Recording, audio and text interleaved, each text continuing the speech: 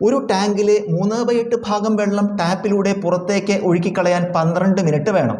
ടാങ്കിലെ ബാക്കി വെള്ളം കൂടി പുറത്തേക്ക് ഒഴുക്കിക്കളയാൻ എത്ര സമയം വേണം? അപ്പോൾ ടാങ്കിലെ വെള്ളം മുഴുവൻ വെള്ളമുണ്ട്, അതിലത്തെ 3/8 ഭാഗം വെള്ളം ടാപ്പിലൂടെ പുറത്തേക്ക് കളയാൻ 12 മിനിറ്റ് വേണം. ബാക്കി കുറച്ച് 3/8 ഭാഗമാണ് 12 മിനിറ്റ് കൊണ്ട് പുറത്തേക്ക് ഒഴുക്കിക്കളഞ്ഞ്. ഇനി ബാക്കിയുള്ള വെള്ളം അതുപോലെ പുറത്തേക്ക് ഒഴുക്കിക്കളയാൻ എത്ര സമയം വേണമെന്നാണ് ചോദ്യം. അപ്പോൾ ടാങ്കിലെ 3/8 ഭാഗം വെള്ളം ഒഴുക്കിക്കളയാൻ എത്രയാണ്? 12 മിനിറ്റാണ്. 12 മിനിറ്റ്. 3/8 ഭാഗം. നമുക്ക് ഈ 3/8നെ 3 × 1/8 എന്ന് എഴുതാം. 3/8നെ 3 × 1/8 ഭാഗം ഒഴുക്കിക്കളയാൻ എത്ര മിനിറ്റാണ്? 12 മിനിറ്റ്. ഇത് നമുക്ക് 1/8 ഭാഗത്തിന് കാണാം. 1/8 ഭാഗത്തിന്. അപ്പോൾ 3 × എന്നുള്ളത് അങ്ങോട്ട് മുമ്പ് ഹരിക്കണം എന്നാവും. അപ്പോൾ 1/8 ഭാഗം വെള്ളം ഒഴുക്കിക്കളയാൻ എത്ര വരും? 12/3. 12/3 എത്ര വരും? 4 മിനിറ്റ്.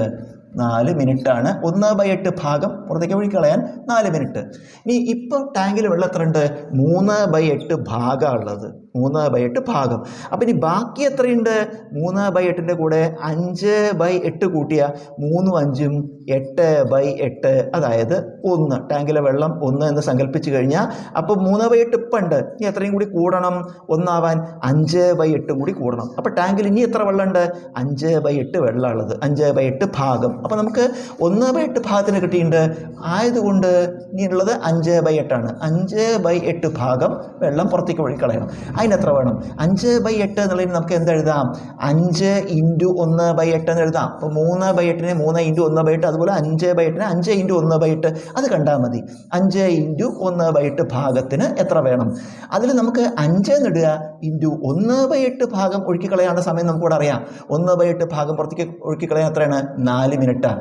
അപ്പോൾ ഈ 5 അതുപോലെ ഇട്ടു. × 1/8 ഭാഗത്തിന് പകരം 4 മിനിറ്റ്. 5 × 4 20 മിനിറ്റ്. അതായത് ടാങ്കിലെ ബാക്കി വെള്ളം, അതായത് 5/8 ഭാഗം പുറത്തേക്ക് ഒഴുക്കിക്കളയാൻ എത്ര മിനിറ്റ് വേണം? 20 മിനിറ്റ്.